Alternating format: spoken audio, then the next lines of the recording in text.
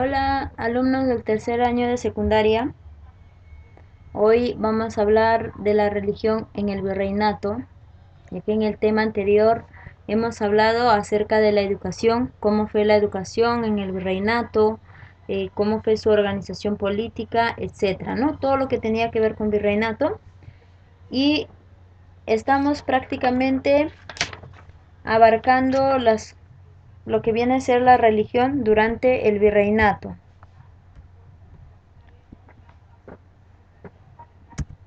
Tenemos objetivos por la cual se va a hablar. El primer objetivo es reconocer el rol que cumplió la Iglesia Católica en favor de los invasores, comprender las acciones que realizó la Iglesia para imponer su dominio a favor de la clase dominante, estudiar los diversos grupos religiosos que llegaron al Perú. Son tres objetivos que tenemos por la cual nosotros debemos hablar acerca de la religión durante el virreinato. Preguntamos si será igual actualmente la religión o habrá cambiado mucho, tendrá otro contexto a la época virreinal. Durante la época virreinal, la Iglesia Católica en la colonia, la cual esto constituyó indudablemente uno de los principales aportes de España, fue la religión, la evangelización. Durante la colonia se ejerció influencia no solo en el campo espiritual, sino también en el plano político, económico y social. Eso ya lo hemos visto de cómo estaban organizados cada estructura. Hubo un gran ambiente de religiosidad que se tradujo en el hecho de que las familias españolas aspiraban a que algunos de sus hijos podían ser sacerdotes, en caso de las mujeres podrían ser monjas. Otra muestra de este ambiente religioso lo constituyen las procesiones, parte de esa herencia que actualmente nosotros tenemos, ¿no? Por ejemplo, la procesión del Señor de los Milagros, ¿ok? Dice procesiones como las llamadas procesiones de la luz, que llevaba una gran cantidad de velas encendidas. A ese tipo de procesión, nuevamente repito, recalco, se le llamaban procesiones de la luz. También existían, en este caso, procesiones de sangre o disciplinantes, las cuales producían ante la amenaza de los corsarios, en este caso ya se daban por pestes malignas o algunos terremotos. A partir de ello aparecen procesiones como consecuencia de tragedias telúricas. Estas tragedias dieron como consecuencia también a diversas procesiones. Por ejemplo, la procesión del Señor de los Temblores se da a partir del temblor o del terremoto que ocurrió en 1650. La otra procesión es la procesión del Señor de los Milagros, que se da a partir del sismo de 1687. Y por último, también tenemos la procesión del Señor del Mar, la cual esta procesión procede a partir del maremoto que se da en 1746. Entonces, todos estos sucesos tuvieron una consecuencia, ¿no? A partir de algo o de una causa, llegaron a tener procesiones que hasta la actualidad algunas de ellas sobreviven. Como les vuelvo a repetir, lo que viene a ser la procesión del Señor de los Milagros, hasta ahora se realiza, ¿no? Todos los meses del mes de octubre, todos los años del mes de octubre, la procesión del Señor de los Milagros, ¿no? Que siempre salen por cuadrillas y es conocido como el mes morado, ¿no? Como expresión del misticismo del siglo XVII, también este misticismo es llamado como justicia el siglo religioso. Durante este siglo, en la colonia, surgieron varones y mujeres de vida ejemplar, la cual han forjado el sacrificio y la virtud que luego han sido santificados. Tales son sus casos, en este caso, que hasta la actualidad nosotros la veneramos. Por ejemplo, cada 30 de agosto, ¿a quién veneramos? ¿A qué personaje? ¿No? Cada 30 de agosto vamos a venerar, es un ejemplo, a Santa Rosa de Lima. También aquí los santos que se veneran es Santo Toribio de Mogrovejo, está San Francisco Solano, San Martín de Porras, San Juan Macías, ¿no? Todos estos personajes surgieron en la época virreinal, en la época colonial, como se le conoce, ¿no? Para ellos, para los españoles, la evangelización fue un proceso muy largo, un proceso que transformó las creencias religiosas de los indígenas americanos. Nosotros sabemos que durante la época del Tahuantinsuyo, los incas eran politeístas, adoraban a dioses naturales, ¿no? Por ejemplo, como el sol, la luna, las estrellas, etcétera, ¿no? Ellos, los indígenas adoraban a ellos. Y la evangelización en ese entonces, durante la época colonial, tenía el objetivo de que los indígenas también estudien la religión católica, pero no de manera voluntaria, sino que la Iglesia Católica impuso su religión, impuso su evangelización ante los indígenas, ¿no? Y muchos de los indígenas adoraban a sus dioses a escondidas. Vamos a verlo más adelante. ¿Qué sucede a causa de esta adoración de sus dioses a escondidas? Vamos a ver en este caso el regio patronato, cómo se organizaba la Iglesia Católica, cómo era su organización. Primero estaba el arzobispado. Tuvo como sede a la ciudad de Lima. Dependieron varios obispados. En este caso también las otras civilizaciones, como la civilización maya y azteca, han dependido de esto. Con la caída de estas dos civilizaciones, se fueron formando virreinatos no solamente en el Perú, sino también en otros países, las cuales el arzobispado tuvo su sede central, volvemos a repetir, en la ciudad de Lima. El obispado eran elegidos por el rey. El primer obispo fue Hernández de Luque, la cual él nunca llegó al Perú, ¿ok? Llegó a otros países. Luego están las parroquias. Las parroquias, esta se ubicó en lugares donde residían los españoles y fueron dirigidas por un párroco. Ahora, en caso de las parroquias, cada parroquia se ubicaba sobre todo en lugares alejados como la selva, por ejemplo, ¿no? Vienen las doctrinas y las misiones. En caso de las doctrinas, se instalaron en las zonas rurales donde estaban las reducciones. Cuando hablamos de reducciones, profesora, ¿qué son las reducciones? Las reducciones era un lugar donde se encontraban todos los indígenas y las cuales estos indígenas estaban plenamente controlados por los españoles para que ningún indígena pueda escaparse, sobre todo las personas o jóvenes varones mayores de 18 años. En estas reducciones vivían pues las personas que trabajaban en la mita minera, ¿no? Ellos, sobre todo a partir de los 18 hasta los 50, no podían escaparse. Prácticamente era como una cárcel, ¿no? Y las doctrinas que se encontraban en la selva, la cual se le llamaba también misiones.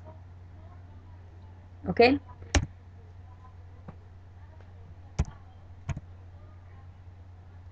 ¿Qué es un regio patronato? ¿Alguien tiene idea de qué cosa es un regio patronato? nos dice, es una institución religiosa católica que dirigió las relaciones entre la corona española y las iglesias de América. Eso es un regio patronato. ¿Ok? Los pontífices otorgaron a los reyes de España una serie de facultades conocidas con el nombre de Real Patronato. Por el mismo hecho que estos reyes de España no podían venir a América. Ellos nunca llegaron a América, por cierto. Simplemente en América ellos tenían sus representantes. Por ejemplo, el virrey era el representante del rey aquí en América. Era el que mandaba, el que gobernaba. Pero él solo tampoco se mandaba, él estaba dirigido por un rey. Y el rey no estaba aquí en América, sino se encontraba en España. Aquí nosotros tenemos a un regio patronato, dice, la cual representaba a la Iglesia Católica y también representaba al rey de España. Ahora, la corona española, dice, le daba facultades principales, como por ejemplo el derecho de enviar misioneros a América, el derecho para recibir diezmos, el derecho de elegir a las autoridades eclesiásticas, ¿no?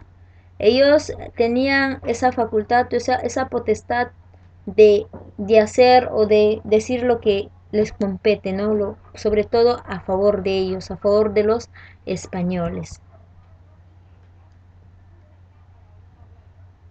Nosotros hablaremos en esta parte también qué cosas son los diezmos.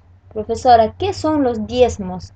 ¿Algunos de ustedes entienden qué es un diezmo? ¿Algunos de ustedes alguna vez han ido a una iglesia para saber qué es un diezmo, ¿no? Sobre todo estamos hablando de religión. El diezmo, en este caso, ahí en la imagen observamos, ¿no? Una persona recibiendo unos billetes de otra, ¿no? Dice, es el sustento de la iglesia. El sustento de la iglesia contaba con las donaciones de los feligreses. Los feligreses lo daban de manera obligatoria o era voluntaria. En ese entonces, algunos, los creyentes, realmente los que tenían fe, les daba de manera voluntaria. Pero también los españoles aprovecharon esto y obligaron a los indígenas a que también dieran su diezmo. ¿De qué manera? Les pedía el 10% de la producción agrícola. Los indígenas tenían que dar en especies como podrían ser papa, maíz, oca, oyuco, ajíes, ¿no? Son productos agrícolas, las cuales el 10% de la cosecha tenía que ser para los españoles, pero no necesariamente era con el nombre de españoles, sino se les pedía para la Iglesia Católica, para el sustento de la Iglesia Católica.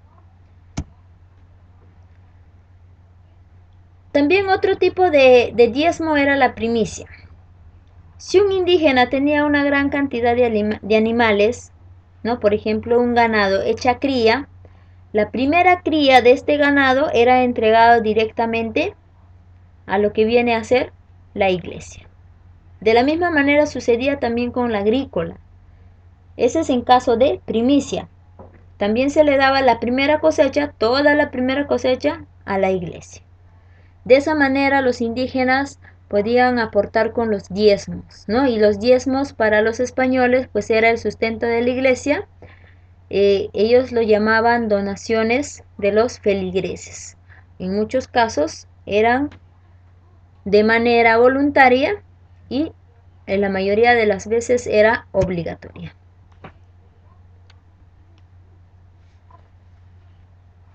También tenemos acá, nosotros dijimos que vamos a reconocer las distintas religiones, ¿no? De las órdenes religiosas. La tarea de las órdenes religiosas o de los que llegaban era la evangelización. Ellos tenían a su cargo evangelizar. Los primeros años de la conquista, estuvo muy bien obligando, pero para ellos estuvo muy bien, pero para los indígenas era como que a ti te obligaran a desprenderte de algo que tú quieres, ¿no? Para los indígenas era muy difícil desprenderse de su religión y optar por otra religión. Lo mismo que cuando los españoles llegan y se le entrega a la Biblia a Atahualpa y lo bota porque no escuchaba nada, ¿no? Entonces era lo mismo, obligarlos a algo que ellos no querían. Dentro de las órdenes religiosas importantes, ¿no? Ahí dice, la evangelización estuvo a cargo de las órdenes religiosas. Estaban los dominicos que llegan en 1532. Ellos fueron los primeros obispos en América. Luego llegan los franciscanos en 1533. Ellos realizaron misiones en Tarma. Y estaban los jesuitas en 1568. Ellos impulsaron la evangelización y la educación. A la vez los jesuitas fundaron el virreinato.